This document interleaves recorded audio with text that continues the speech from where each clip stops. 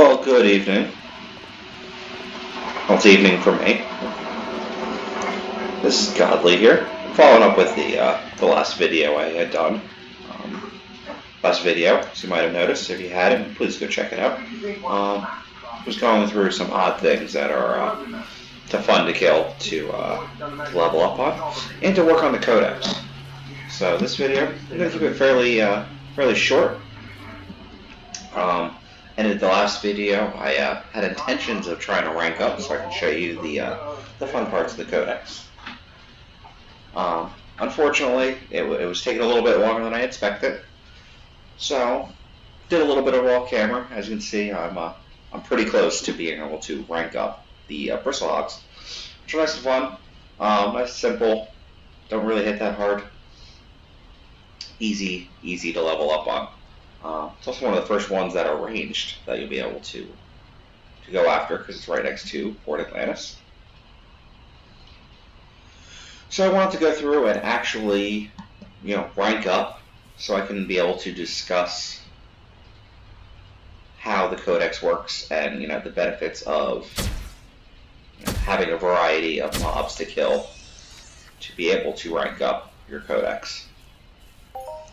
Now the codex, best part about it, it's a similar system to what used to be the Iron missions back in the day, where you had to kill, 100, 500, 1,000 of a certain creature. But the amount of creatures, it was kind of limited. It wasn't every creature in the game, from what I understand. Even when I played, there were some, I don't even think Bristlehogs had an Iron mission. But now, with the invention of the codex, it does. So as you rank up, killing all the mobs, each mob has a point assigned to it. So something like this might be a half a point because they're low. But if there was a Bristlehog adult, it might be 1. I'll use another creature as an example because there's different varieties like the Claudius. There's Puny, there's Juvenile, there's Young, Adult. There's different ranges. So if you have a Puny, say it's 1 point. 1 point would contribute to your codex score. If you went to a Young, it might be 2 points. Juvenile, maybe 3. Adult or Old might count as 4 points. Now there's a hidden amount of points that you need to raise this progression bar. I'm sure if you test it enough, you might be able to figure it out. I have not yet.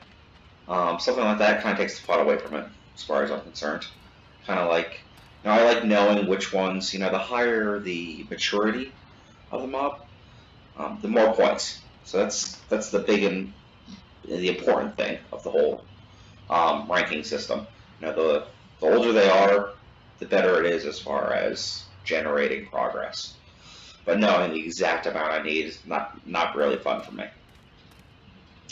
So as you can see, I've leveled up, quite a few of them. Or every time you kill one, come in contact with one, it'll show up in your codex going forward. So you can see which ones I've spent some time attacking. Since this codex came out. Codex came out this past October, I believe it was. So now, as I said, it's much more beneficial than the original Iron missions because it is inclusive. And whenever you rank up, kill a certain amount of them, require enough points from a certain number, you get an award. Now you get an award for every single rank. I understand there to be 26 ranks right now. Once you hit 26, you can continuously do rank 26 and get the same rewards. It's the same amount of points that are needed. You can just do it repetitiously if you choose to. Now when you do rank up, you'll get the little alert on top, as well as, not the complete swirlies, but light up like a skill game. And then you get the choice of what kind of skill you want to level up. Now you have a variety, and it actually is not all about hunting. Most of it is hunting, but not entirely. And it doesn't necessarily relate to how you're hunting, whether you're using rifles or melee or pistols, whatever the case may be. However, when you look at it, you have a certain amount of PEDs worth of skill you can gain, because as I've mentioned in previous videos, everything, contributes, has a value. So even if you don't make money necessarily from loot, you'll make it in skills. So this is an equivalent amount of skills per PED that might have been spent. There's other videos, there's websites that go into what each one of these items will do. But every couple ranks, these items will change. You'll be able to level up different things. So instead of combat reflexes, you might get straight evade. Instead of laser weaponry technology, you might get inflict range damage instead. So on and so forth. Now I personally, when I get chances to choose a skill I'm gaining, I always like choosing ones that are more challenging to get. I know I'm going to be getting laser weapon technology whenever I hunt because I'm using a laser rifle. So I know I'm going to be getting that skill. Now there's certain ones that are a little more unanticipated that you can gain, primarily the defensive skills. So things like combat reflexes, dexterity. Those are skills that you don't necessarily get. You still get as you're, fighting mobs, as you're hunting, but it's not something that's a gimme. It's not a guarantee, where something like me using a rifle, I'm guaranteed to get rifle skills as I'm using it. I'm guaranteed to get the laser weapon technology. I'm using a laser rifle. Aim, again, I'm using something that I have to aim, so I'm going to be getting skills for aim. Anatomy, just about anything you do with hunting, you gain anatomy. You also get it from, using first aid packs. But primarily, you also get it from attacking. You're attacking certain parts of a creature, so to speak. So whenever I get the option to be able to choose which skills I am intentionally leveling, I go for the things that primarily defensive. So in this case would be dexterity and combat reflexes. Now these also do contribute to hunting, but it's something that I can't anticipate. So I will always choose it. So in this case, I'm going to go with combat reflexes. It works for both defense and hunting.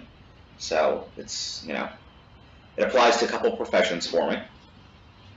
And when you choose it, it'll give you down here, how much experience, how many skill ranks you're going to get for that topic, for that skill. So in this case, I just got over 18,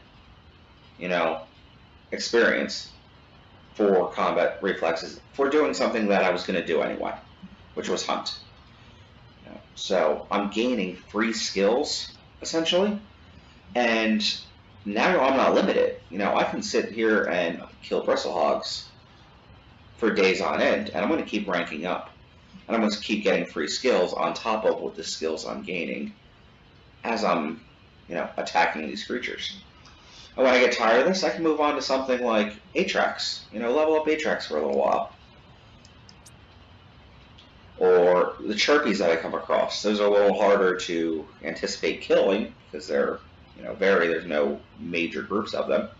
This allows me to, choose what I want to kill and still gain extra benefits, which I think is an awesome system compared to, the Iron missions previous.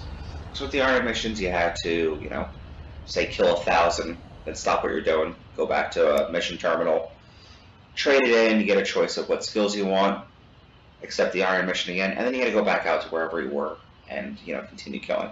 With this, in the heat of the battle, I could have, gained that 18 combat reflexes by just cycling into this menu and choosing what I wanted. I didn't have to stop what I was doing, because if I was in the middle of nowhere near a terminal, nowhere near a teleport to get to a terminal, it takes time away from the parts that I actually enjoy, which is, the hunting, the experience of doing the hunts, gaining the loot, that variety. So this allows me to, it's an extra perk, as far as I see it. It's a perk. Allows me to gain skills for nothing, just doing what I'm going to do anyway. And it's fun to keep track of how much time you spend on certain ones. I've spent a lot of time on, the Cloudgears because, it's a low-level creature. I trained on it quite a bit to be able to level up and get better with certain weapons. But if you go through this, you'll see one of my favorite things, nowadays is to hunt Kerbos. I spent quite a bit of time there. Kerbos is a very popular creature once you get to a certain point. That's not something you're going to be doing the first week, maybe not in the first 2 weeks, maybe not in the first month, depending on how much time you commit to the game. But once you get into it, get some better weapons, upgrade the armor. It's something that is definitely worthwhile to hunt. They're not terribly difficult to kill, and they give you pretty good loot. Not to say that they're easy and you're going to get guaranteed good loot, because there's still plenty of crappy hunting runs, but there's also a lot of good hunting runs. I've globaled many times, on Kerbos. But knowing, like, all right, I spent a lot of time on this. What else can I be hunting to try to,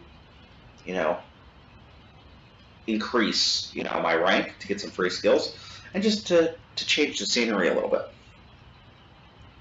Now, in my next video will actually be another one of these creatures on here that, probably a low level one. I have an idea what I'm going to do. I'm going to leave it a secret, though, just because it is unique. I don't want to spoil the fun. I want you guys tuning in to the next video. So make sure you subscribe so you can get notified once I do post that video. It'll probably be sometime this weekend, if not Friday. I do have the day off on Friday from work, which is always nice. So I'm probably going to be spending a bit of time on here. Another interesting thing about this, you can also see on the codex, it tells you how many creatures there are that are attackable for this codex. And I've been around quite a bit, a lot of creatures. I know I'm intentionally missing some because I know they're quite difficult to kill. But I've only, scratched the surface, according to this. Which is also another nice thing, kind of look at it as a goal, trying to fill it up. It's Codex, I've mentioned on the previous video discussing this. It's like Pokemon with the Pokedex. There was 150, but you can see that you only saw, had caught and trained, 92 of them. So you had to seek out, try to find the rest of them. It's kind of similar like this, killing them. I've only killed 30 of 132. So it gives me something to look forward to. I know there's still 102 creatures that I have not, killed at all yet. That's a lot of exposed world that I have not done yet, and gives me something to seek, knowing that tomorrow when I play this, I might come across something that I have not ever seen before, which is always beneficial. Keeps it interesting, keeps it original. Keeps me compelled, keeps me wanting to come back. Because even though I might grind on something like this for, days, weeks, I know there's still 100 other things that I have not done that to yet. So I know that if I get bored with one thing, I have plenty of choices when it comes to hunting. So I'm going to keep this video short and sweet. It's literally just a follow-up to the previous video, since I did kind of leave you guys hanging. I was trying to hit that rank before it went on too long, but I knew it ended up being like a 30-minute long video. Again, if you didn't check it out, please check on the channel. You'll be able to see it, and subscribe so you get notified when I do another one. So that's it, guys. Hope you enjoyed it. If you did, please comment. If you didn't, still comment. I want to hear from you guys. Until next time, have a good night.